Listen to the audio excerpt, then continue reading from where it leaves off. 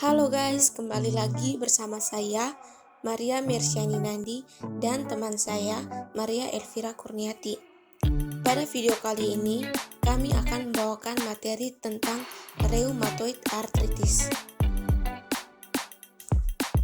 Apa sih rheumatoid itu? Pengertian rheumatoid arthritis berdasarkan Gordon et al. 2002.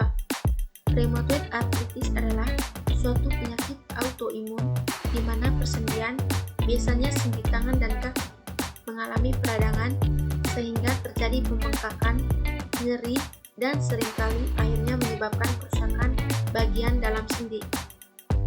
Sedangkan menurut American College of Rheumatology tahun 2012, rheumatoid arthritis adalah penyakit kronis jangka panjang yang menyebabkan nyeri kekakuan, pembengkakan, serta keterbatasan gerak dan fungsi banyak sendi.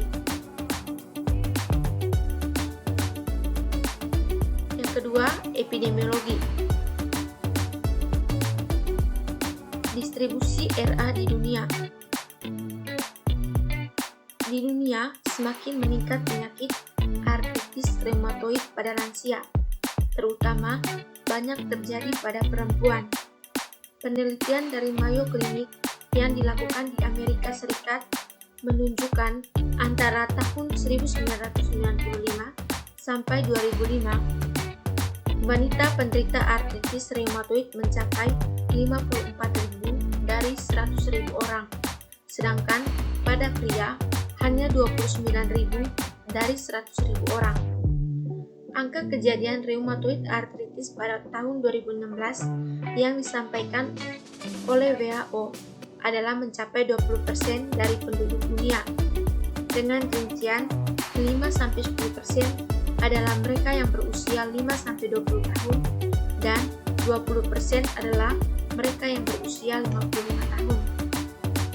Yang kedua, distribusi RA di Indonesia. Menurut Rizkedas 2018, jumlah penderita rheumatoid arthritis di Indonesia mencapai 7,30%.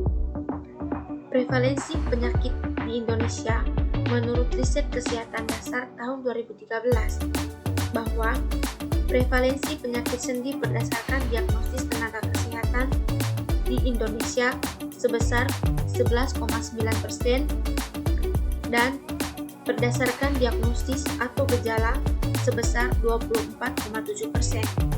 Sedangkan prevalensi penyakit sendi berdasarkan diagnosis atau gejala tertinggi di Nusa Tenggara Timur sebesar 33,1%, diikuti Jawa Barat 32,1%, Bali 30%, Aceh 18,3%, Jawa Barat 17,5%, dan Papua 15,4%. Yang ketiga, distribusi RA di NTT. Prevalensi rematik di Nusa Tenggara Timur menurut riset kesehatan dasar pada tahun 2007 sebanyak 38%. Sedangkan menurut profil kesehatan Provinsi Nusa Tenggara Timur tahun 2012, data yang didapatkan pada pasien rawat jalan di Puskesmas di Nusa Tenggara Timur pada tahun 2012 bahwa yang mengalami penyakit pada sistem otot dan jaringan sebesar 103.772 orang atau 8,29%.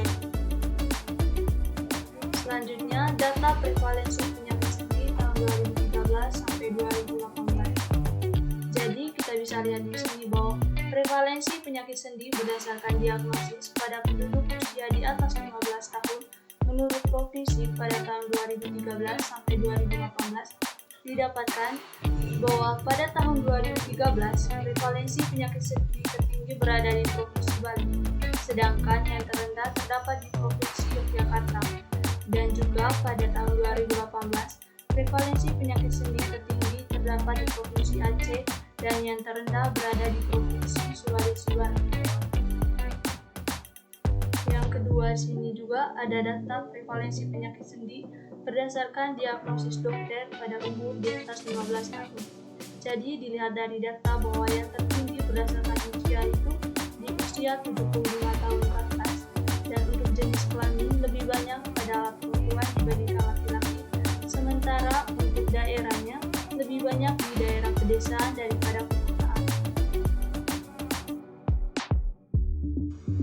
Kemudian faktor risiko. Jadi, faktor risiko yang berhubungan dengan kasus RA dibedakan menjadi dua, yaitu faktor risiko yang tidak dapat dimodifikasi dan faktor risiko yang dapat dimodifikasi. Untuk faktor risiko yang tidak dapat dimodifikasi, seperti yang pertama itu ada faktor genetik, yang kedua usia, yang ketiga itu ada jenis kelamin. Kemudian, untuk faktor yang dapat dimodifikasi itu seperti gaya hidup, yang kedua faktor hormonal, dan juga bentuk tubuh. Yang selanjutnya klasifikasi rheumatoid arthritis. Yang pertama artritis akut. Pada fase ini, gejala sistemik yang terjadi adalah lesu, anoreksia, penurunan berat badan dan demam. Persendian yang paling sering terkena adalah tangan, lutut, siku, kaki, bahu, dan panggul. Karakteristik distribusi adalah pada persendian tangan dan kaki, serta ibu jari telunjuk, jari tengah, dan jari manis, serta sendi dari keempat jari kaki. Gejala lokal awal yaitu nyeri dan kekakuan ringan lebih dari 1 jam yang dirasakan pada pagi hari dan pada waktu menggerakkan persendian yang meradang. Yang kedua, artritis kronik. Kerusakan struktur persendian akibat kerusakan rawan sendi atau erosi tulang periartikular merupakan proses yang tidak dapat diperbaiki lagi dan memerlukan modifikasi mekanik atau pembedahan rekonstruktif. Selanjutnya, gejala rheumatoid arthritis. Gejala yang ditimbulkan akibat penyakit rheumatoid arthritis adalah sebagai berikut. Yang pertama, kaku di pagi hari di persendian kurang dari 1 jam sebelum ada perbaikan maksimal. Yang kedua, timbul artritis pada 3 daerah persendian atau lebih yang timbul secara bersamaan dan biasanya terkena secara simetris atau di kedua pergelangan. Yang ketiga, dapat ditemukan adanya tanda-tanda peradangan pada persendian seperti kemerahan, bengkak, panas maupun nyeri. Yang keempat, gejala yang tidak khas seperti adanya demam, kelemahan, dan penurunan berat badan. Yang kelima, dapat ditemukan adanya penonjolan di bawah kulit pada tulang yang menonjol seperti di lutut. Selain itu, adapun tanda dan gejala yang umum ditemukan atau sangat serius terjadi pada lanjut usia menurut Bufor 2010, yaitu sendi terasa kaku pada pagi hari dan kekakuan pada daerah lutut, bahu, siku, pergelangan tangan dan kaki, juga pada jari-jari mulai terlihat bengkak setelah beberapa bulan. Bila diraba akan terasa hangat, terjadi kemerahan, dan terasa sakit atau nyeri.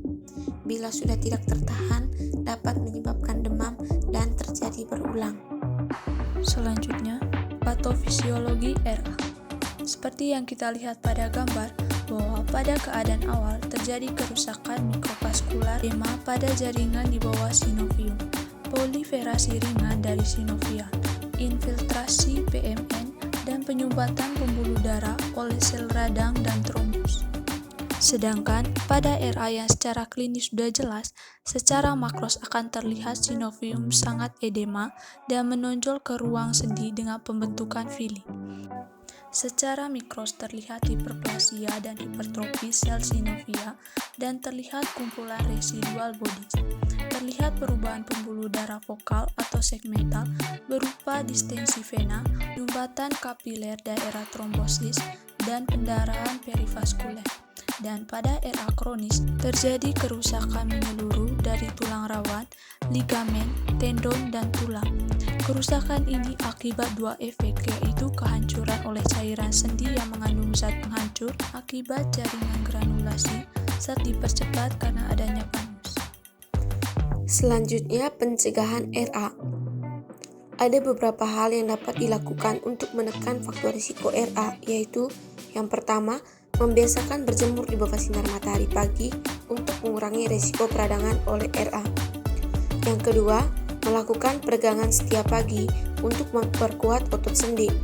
Yang ketiga, menjaga berat badan. Yang keempat, mengonsumsi makanan yang kaya kalsium. Yang kelima, memenuhi kebutuhan air tubuh. Dan yang terakhir, tidak menjadi perokok aktif maupun pasif. Demikian pemaparan materi dari kami. Sekian dan terima kasih.